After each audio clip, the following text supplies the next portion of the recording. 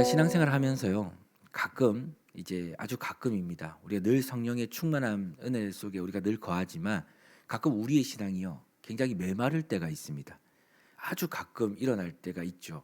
잘 신앙생활을 열심히 하면서 가는 중에 어느 날 갑자기 내 심령이 내 신앙의 어떤 믿음이 뭔가 모르게 공허하거나 메마를 때가 있습니다. 꼭 오늘 본문과 같이 오늘 이 이스라엘 백성들이 마주한 이들의 상황, 기근과 가뭄이 이상하게 내 삶에서 일어나는 것 같은 느낌이 들 때가 있습니다. 왜 그럴까? 왜 그럴까? 잘 신앙생활을 해 가고 있는데 아무 탈 없이 무탈하게 오늘도 내 삶은 하루하루가 잘 펼쳐지고 있는 것 같은데 이상하게 오늘 내 심령이 또 내 믿음이 이상하게 메마르고 공허할 때가 있다는 거죠. 참 신기한 그런 경험들을 아마 우리 모두는 다 해 보셨을 거라 생각합니다.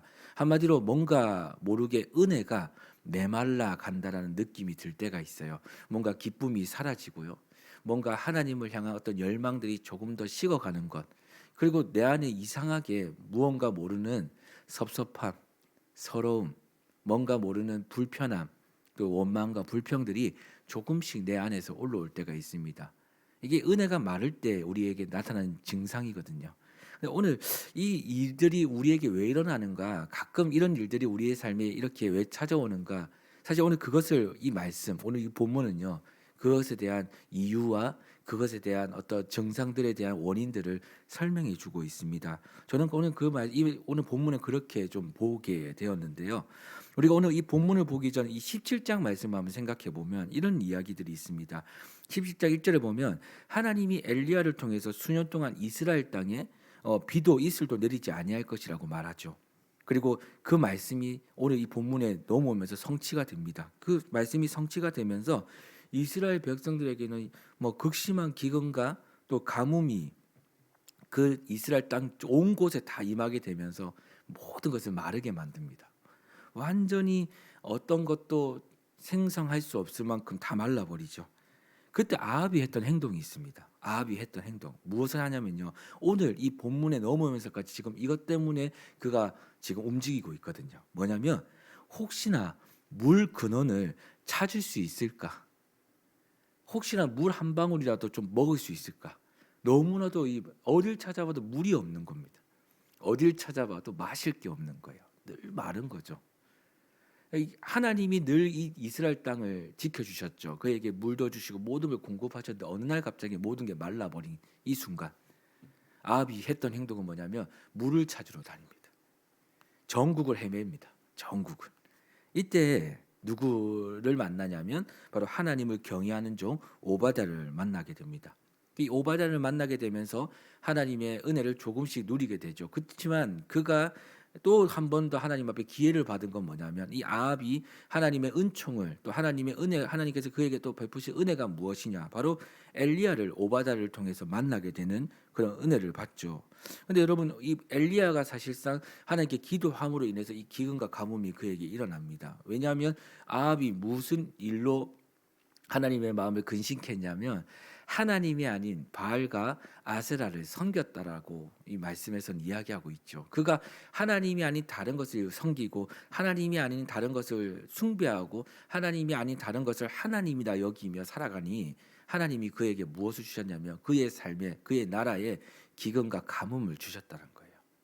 엘리야가 그것을 위해 기도합니다. 왜냐하면 이것이 그를 망하게 하기 위해서 그를 미워하고 그를 버리기 위해서가 아니라 바로 그가 다시 하나님께 돌아오는 계기가 되게 하기 위해서 그가 하나님과 함께 있을 때 모든 것이 충만했다는 것을 깨닫게 하기 위해서 오늘 이 삶에 기근과 가뭄이 온 것이죠.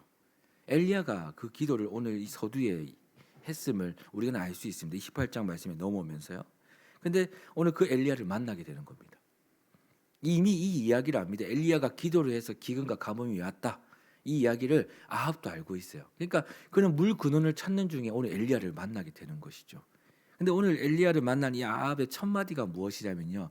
여러분 어떤 인사가 아니라요. 물론 인사를 할 수 있는 그런 여건이 여유가 없었을 겁니다. 그냥 그럼에도 불구하고 어떤 예의를 갖추며 그에게 이야기한 것이 아닙니다. 오늘 그의 첫 마디는 뭐냐면 바로 뭔가 범인을 잡으러 온 사람 같이 이렇게 이야기하죠. 이스라엘을 괴롭게 하는 자여 너냐? 이스라엘을 괴롭게 하는 자가 바로 너냐라는 거 물어봅니다. 아합의 입장에서는 그럴 수 있습니다. 엘리야가 기도를 했기 때문에 우리에게 지금 기근과 가뭄이 임했다. 근데 그는 지금 엘리야만 보고 있거든요. 근데 하나님의 입장을 잘 모르는 것 같아요. 그리고 중요한 건 자신을 돌아보지 못해요. 지금 메말랐던 이유가 누구에게 있는지, 그 원인이 그 누구에게 있는지를 지금 잘 모르고 있습니다. 그 아합은 계속 이렇게 생각하는 거예요. 나라 안에 개난 분란과 소동을 일으키고 문제를 발생시킨 범인이 바로 엘리야 너 아니냐? 이 말을 지금 하고 있는 거죠. 아합은 불편한 말을 담아서 이 기근과 가뭄의 원인을 엘리야에게 돌리고 있습니다. 3년이나 여러분 가뭄이 지속되었어요. 3년. 엄청나죠. 그러니까 그러다 보니 모든 물의 근원이 다 말라버립니다. 농사도 당연히 안 되고요. 이 목축도 안 되는 이 괴로운 상황을 그들은 살았습니다. 그러니까 이 일의 원인과 범인이 지금 아합의 입장에서 너무나도 빨리 찾아야 되는 그 이유가 되는 것이죠. 엘리야를 만나니까 이 분노가 폭발합니다. 그리고 그에게 모든 이 자신이 그동안 이 고생했던 것에 대한 서러움을 그에게 폭발하죠. 근데 엘리야는 오늘 그 말을 들은 엘리야는요. 역으로 이 원인이 누구에게 있었냐라고 말하냐면 아합에게 있었다라고 얘기합니다. 오늘 그들의 원인에 다른 원인을 가지고 지금 오늘 논쟁이 붙어지는데 엘리야는 이 기근과 가뭄의 원인은 바로 아합 당신에게 있다라고 이야기하죠. 그래서 오늘 이 18절의 말씀을 보면요. 엘리야가 이렇게 이야기합니다. 이 원인은 이것이라고 말하죠. 당신과 당신의 아버지의 집이 괴롭게 하였으니 이는 여호와의 명령을 버리고 당신이 바알을 따랐습니다라고 오늘 이렇게 이야기하는 겁니다. 아합이 바알을 따랐기 때문에 여호와 하나님이 아니라 바알을 따랐기 때문에 오늘 이 나라에 오늘 이 삶에 오늘 당신의 그 모든 당신이 있는 곳에 기근과 가뭄이 임했다. 모든 것이 메말랐다라고 이야기하는 것이죠. 한마디로 이 가뭄의 원인은 이스라엘과 아합의 불순종 때문입니다라고 엘리야가 이야기하는 거죠. 여러분 하나님께 불순종하고 우상인 바알에게 순종하며 하나님을 의지하지 않고 우상인 바알을 의지한 결과가 바로 오늘 이 아합에게 일어난 이 결과다라고 엘리야가 다시 한번 강조하는 거예요. 근데 이 말이 여러분 끝나게도 무섭게 엘리야가 무슨 이야기를 하냐면 오늘 엘리야가 단단히 벼르고 아합을 만났거든요. 하나님께 기도하고 단단히 오늘 결정을 짓자, 단판을 짓자라고 결판을 짓자라고 오늘 엘리야 이 아합을 만날 날을 기다리며 오늘 이 날을 오늘도 고대했거든요. 근데 그가 오늘 진짜 아합을 만났는데 오늘 이 말이 끝나기에도 무섭게 이 원인이 이 기근과 가뭄의 원인은 아합 당신에게 있습니다. 당신이 바알을 섬겼기 때문에 그렇습니다라는 이 말이 끝나게도 무섭게 아합에게 엘리야는요 도전장을 내밉니다. 바로 바알 선지자 450명, 아세라 선지자 400명, 도합 850명이 우상을 섬기는 선지자를 향해서 한판 붙자라는 겁니다. 무슨 이야기를 무슨 명분으로요? 여호와가 진짜 하나님인지 바알이 진짜 하나님인지 한번 확인해 보자라는 겁니다. 한마디로 누가 진짜 하나님인지 누가 진짜 이 땅의 모든 근원의 주체자이신지를 한번 여기서 결판 내어 확인해 보자라고 이야기하는 겁니다. 여러분 오늘 이 양당 간의 이 결판이 이루어지고 있는 장면이 이제 오늘 이 본문에서 나타나고 있죠. 모두가 자기가 믿는 하나님이 진짜 하나님이라고 믿었을 겁니다. 절대로 오늘 본문에 보면요 의심하지 않습니다. 그런데 오늘 좀 다른 부류가 있죠. 이 아합이 이 결판 이 도전장을 받아들이면 동시에 뭐라고 하냐면 모든 이스라엘 선지자들 바알과 아세라를 믿는 선지자들 또 하나님을 믿는 선지자들 그리고 이스라엘 백성들을 어디로 집결시키냐면 이 갈멜산으로 다 집결시킵니다. 이 갈멜산은 아주 중요한 곳이죠. 그곳에서 이제 오늘 이 일들을 한번 결판 지어보자. 누가 진짜 하나님인지. 근데 오늘 그곳에 다 모여 있는 그때 엘리야가 누구에게 어떤 한 또 부류가 있었거든요. 이스라엘 백성들입니다. 그들을 향해서 오늘 이렇게 물어봅니다. 백성들에게 향해서 이렇게 얘기하죠. 여기저기 머뭇머뭇거리지 말고 어디 하나님 누가 진짜 하나님인지 오늘 여기서 지금 이 순간 결정하라고. 이 바알 선지자와 아세라 선지자는 이미 850명이 돼 있습니다. 근데 이제 엘리야는 지금 혼자거든요. 근데 한 번 더 확인하고 싶은 거예요. 이스라엘 백성들을 향해서. 그래서 물어보는 거예요. 여호와가 진짜 하나님이면 내 편에 서고 바알이 진짜 하나님을 생각하면 바알 선지자 편에 서라라고 하는 거예요. 근데 여러분 오늘 이들의 반응이 너무나도 대단합니다. 예상치 못했어요. 아무도 선택하지 않고요. 어떤 것도 선택하지 않고 어떤 것을 보고도 대답하지 않습니다. 그냥 머뭇 말 그대로 이것이 진짜인지 저것이 진짜인지 선택하지 않고 그냥 그 자리에 딱 중간에 우리로 말하면요 양다리를 딱 걸치고 가만히 있습니다. 여러분 오늘 이들의 반응에 우리 한번 궁금해 볼 필요가 있죠. 한번 고민해 볼 필요가 있는데 저도 고민을 참 많이 했는데 과연 이들이 왜 오늘 이런 선택을 했을까? 근데 여러분 이유가 있습니다. 이들은요 믿음이 없는 게 아닙니다. 오늘 이스라엘 백성들이 여호와 하나님에게도 발을 하나 내밀고 바알과 아세라 하나님에게도 발을 하나 내민 이유는 뭐냐면 이들에게 믿음이 없어서가 아닙니다. 다만 이들이 믿는 대상이 너무나도 많았기 때문에 그래요. 여호와 하나님도 믿습니다. 바알 하나님도 믿어요. 아세라 하나님도 믿습니다. 여러분 바알의 이 뜻이 뭐냐면 바알 하나님, 이 바알은 바로 풍요의 신을 의미합니다. 이 땅에 모든 풍요를 주는 신이라고 그들은 믿었어요. 그러니까 이 바알이 주는 풍요도 그들은 믿었다는 거예요. 바알이 준다라고 믿었던 거예요. 그리고 여호와 하나님도 믿는 거죠. 이스라엘 백성들이 시작하게 하신 여호와 하나님도 믿는 겁니다. 근데 여러분 그 어떤 거 하나도 포기할 수가 없어요. 왜냐하면 다 믿으니까요. 근데 제가 오늘 이 말씀을 묵상하면서 하나 깨닫게 된 것이 있습니다. 뭐냐면 과연 이렇게 유보적인 입장을 취하고 있는 이 이스라엘 백성들의 이 모습이 과연 내 모습은 아닌가? 제가 오늘 말씀을 묵상하면서 정말 이런 고민을 많이 했거든요. 오늘 말씀을 묵상하면서 정말 이 엘리야의 믿음의 결단 앞에서 아무도 대답하지 않는 이 이스라엘 백성들의 모습이 때론 내 모습이 아닌가?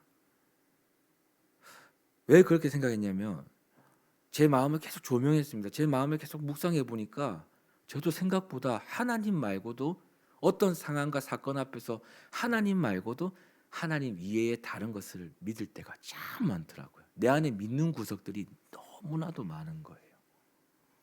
내 안에 믿을 만한 것들이 너무나도 많은 거죠. 믿음의 대상들이 생각보다 많다라는 거예요. 여기서 제가 이해점이 되었던 거죠.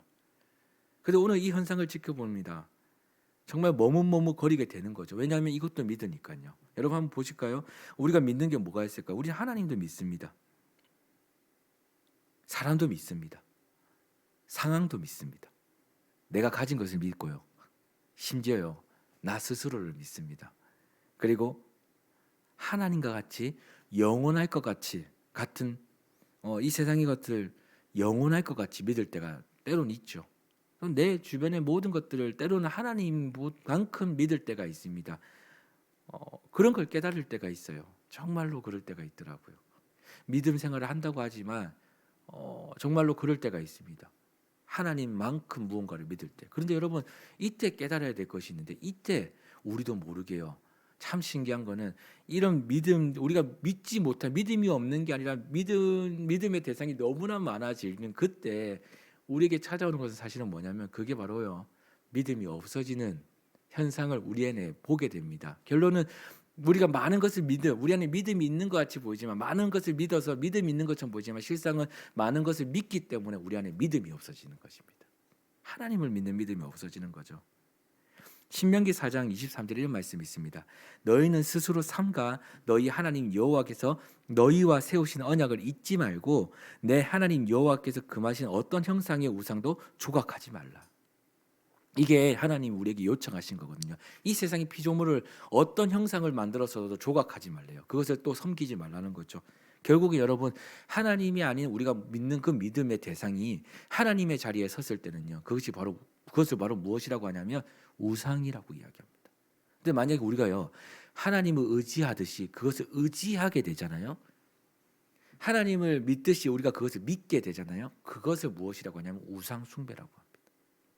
오늘 이들이 머뭇거릴 수밖에 없었던 이유는 딴 게 아닙니다. 그것을 믿었기 때문에 그래요. 이때까지 그것을 믿어왔기 때문에 그래요. 하나님만큼 믿어왔기 때문에 그렇습니다. 그래서 어떻게 보면 내 안에 만들어진 것이기에 또 내가 자원해서 만든 그런 우상이기에 아마 그들은 쉽게 포기할 수 없었을 것입니다. 그리고 오늘 이 결판을 다 지켜본 후에 결정하겠다는 거예요. 여러분, 때로 우리의 믿음이 그런 믿음은 아닌가, 그런 하루 한번 고민해보는 하루가 되었으면 좋겠습니다. 과연 내 마음의 한 자리, 내 마음에 하나님이 계셔야 될 그 자리에 과연 하나님이 아닌 다른 것들이 혹시 앉아 있지는 않는가? 그것이 나일 수도 있고요, 그것이 내 가족일 수도 있고요, 그것이 어떤 내가 의지하는 사람일 수도 있습니다. 아니, 이 세상에 필요한 그 무언가일 수도 있습니다. 세상의 피조물 중에 하나일 수도 있죠. 혹시 그것을 형상화하여 조각해서 신으로 마음에 담고 살지는 않는지 우리 한번 고민해보는 하루가 되었으면 좋겠습니다. 여러분, 혹시 믿음 생활에 머뭇머뭇거릴 때가 있습니까? 아니면 그 믿음 생활에 어느 날 갑자기 은혜가 메마를 때가 있습니까? 그때요, 여러분, 한번 우리를 점검해 볼 필요가 있습니다. 과연 내 안에 하나님이 내 마음의 주인이 되어 계시는지, 이 자리에 왕이 되어 계시는지. 여러분, 한 가지 확실한 사실은 주님이 내 삶의 주인이 되실 때는요, 우린 마르지 않습니다. 우린 메마르지 않습니다. 그분 때문에 풍성함을 누립니다. 여호와가 내 목자가 되실 때는 우린 부족하지 않습니다. 그분이 주시는 은혜가요, 나로 푸른 풀밭에 누이게 하시는 은혜로 우리에게 날마다 베풀어 주신다는 사실, 이것을 여러분 기억하셨으면 좋겠습니다. 혹시 내 신앙이 계속해서 메말라 간다면, 내 신앙이 계속해서 뭔가 불신적인, 실제로 많은 것을 믿지만 불신이 내 안에 일어난다면, 여러분 한번 오늘 이 말씀을 통해, 오늘 이 이스라엘 백성들을 통해, 또 아합을 통해, 또 엘리야를 통해서 진짜 믿음이 무엇인지를 한번 더 생각해보고, 그 믿음이 또 진짜 믿음이 내 안에 하나님 그걸 다시 한번 선물로 내게 임하게 해달라는 그런 기도로서 이 하루를 시작하는 복된 하루가 되기를 소망합니다. 그런 은혜가 우리 모두에게 있기를 간절히 소망합니다. 기도하겠습니다.